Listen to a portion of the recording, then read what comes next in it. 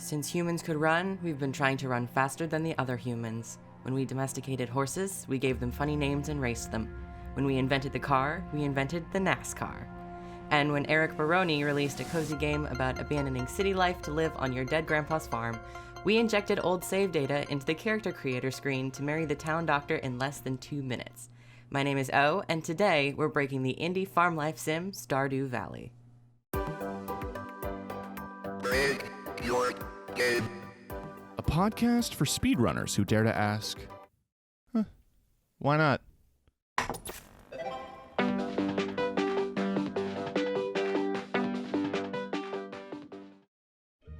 Dear Diary, the valley is so peaceful today. The ocean calls to me this morning. I can hear its salty siren song. Hey Elliot, I found you this duck feather on the floor. Do you want it? Here you go. Okay, bye. Who are you? And they're gone. Dear Diary, the farmer still eludes me. They often come by to replenish their crab pots and... Here's a lobster. I found it in the garbage. Do you want to be my boyfriend? Okay, bye. Dear Diary, my relationship with the farmer has been odd. They only come by to bring me fish. I used a rain totem and talked to the guy on the beach. Here's a necklace. Marry me. Okay, bye. I guess this is my life now. See you in 3 days. And time.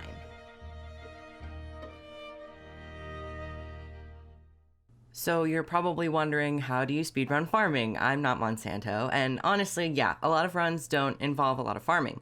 There are quite a few different categories that get run, but the most popular ones involve getting down to a certain level in the mines, completing certain bundles in the community center, or getting married as fast as possible, or as I like to call it, the U-Haul category. Runs are separated into glitched or glitchless, and there's a lot of difference between those two versions. For example, getting the movie theater without glitches takes around 2 hours. With glitches, 9.5 seconds.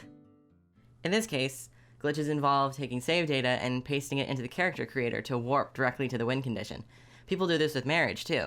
Some glitches have survived through updates, and the developer, ConcernedApe, has a bit of a cheeky relationship with runners. If you use the wizard Statue of Illusions to change your name to an item ID, which is a well-known glitch to spawn any item into your inventory, you'll get a silly little message chastising you for cheating from Mr. Key, Grandpa, or CA himself. As far as glitchless runs go, it's a lot of math. Figuring out the most efficient ways to level up your skills, grow and sell your crops, give liked and loved gifts, stuff like that. The community has created a massive amount of spreadsheets and tools that can help with anything from predicting what will be in every geode based on your game's seed, to following a pattern to get clay in every spot you hoe, making it possible to get the upgraded backpack on the second day. Task runs have even found a way to control the weather by taking an exact number of steps throughout the day to manipulate the RNG. There's also a substantial min-maxing community who are interested in completing certain tasks in as few in-game days as possible. Recently, it's been very popular to try and achieve 100% perfection before year 3. Take that, Grandpa, there's no way you aren't proud of me this time. Perfection was added in the 1.5 update, and every major update adds new potential runs and strats, and sometimes the explosive ammo for the slingshot gets nerfed, and you have to figure out a new way to blast through the mines. A fundamental part of running Stardew is a technique called animation canceling. It's a debug tool that lets you skip the animations for using your tools, letting you chop down trees, break rocks, or to land a lot faster. There are lots of guides available online for this, but essentially you have to press 3 buttons at once every time you use the tool, either by remapping the keys to your mouse buttons, which is what people usually do, or programming a macro. Some of the runners I've talked to have compared Stardew to Minecraft, which makes a lot of sense. There are YouTubers and streamers out there like WallyGug, Shawnee2, One of Sparking, and of course UnsurpassableZ, who make whole channels out of finding interesting new things to do in Stardew. How fast can you put Lewis's shorts in the soup at the luau? How fast can you turn your children into doves and divorce your wife? How fast can you get 4 hearts with the wizard to get a statue of trans your gender?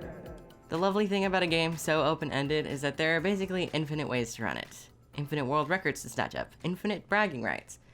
Runners suggest joining their Discord server if you want ideas and advice, but give things a shot on your own too.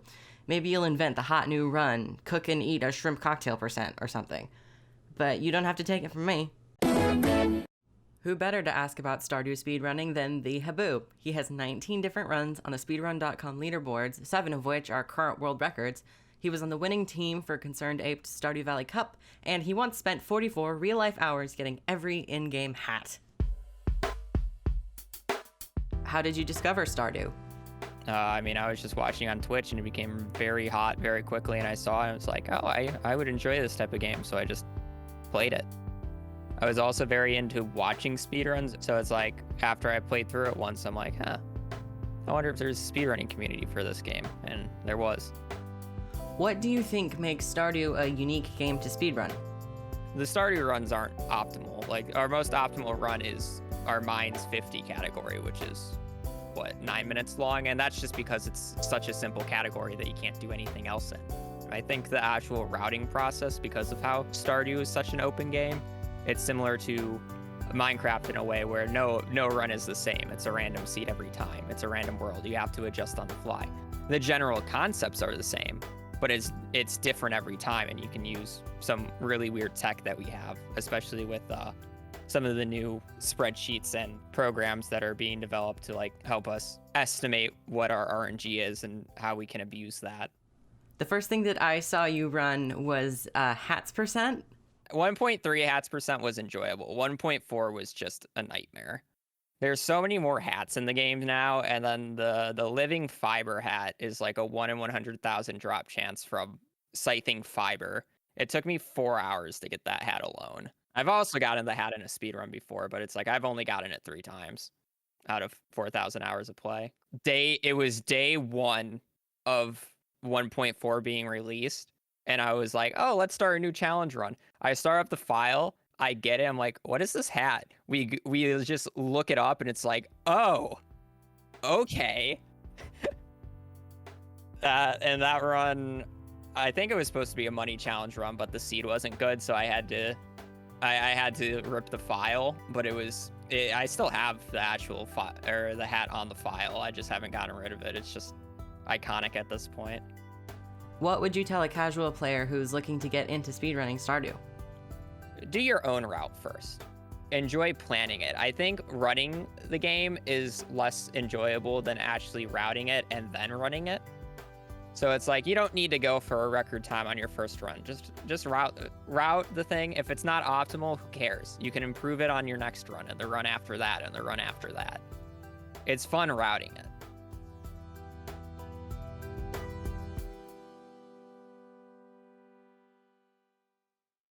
These speedrunners have hundreds of hours of experience interacting with the citizens of Pelican Town, so it's time to settle the question once and for all. Who is the best romanceable character? Ooh, Leah, hands down. Casually, I'm still gonna say Shane. I'm just biased because I'm a speedrunner. Shane's the fastest person to marry. Casually, on my first file, I married Abigail, if that says anything. Somebody always has a favorite no matter what, so you're not gonna please everybody. I'm gonna tell you right now, if you say Shane, that's the only wrong answer. I could even get behind Haley if I'm feeling particularly good on a given day. Shane is the only wrong answer. I think Abigail's the best. She's got great cutscenes. I think there's a lot of other good candidates, but man, Abigail, dude, she will just always have that place in my heart. Only villager I've ever like actually married. I've married Shane and Maru for speed runs, but I mean, I divorced both of them within 5 minutes after that, so... There's a lot you can tell about a person based on who they choose to romance, even in other games. I have a run on Hoonie Pop. No shame. I 100%ed the game back in the day. It's a good run. I'm just saying. I play it for the puzzles. That's it. I swear. But Aubrey best girl. Just saying. Okay, so who do you go for in Stardew? Oh, Haley. Oh my god, you absolutely have a type. I do. I 100% do. Like, I have no shame in it. People call Haley boring. They just haven't gotten past like the third heart cutscene. Everything changes at that point. So, even the speedrunners can't agree. Guess we'll never know who is second best behind Emily.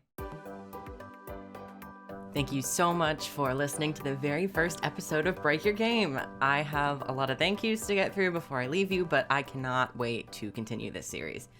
First of all, I'd like to thank Heather Kirby and all of my classmates in RTA 104 for being the reason this thing exists in the first place. Thanks to Tim and Marshall for letting me use their wonderful voices, and a massive thanks to all the runners I interviewed for this project. TheHaboo, UnsurpassableZ, Stork, Raya, and finally Black Heartwings, who you didn't hear in this episode, but who gave me some really valuable information and was just a great person to hang out with. If you're interested in hearing more of this series, we have a Discord and a forum to suggest topics for future episodes. See you later, gamers!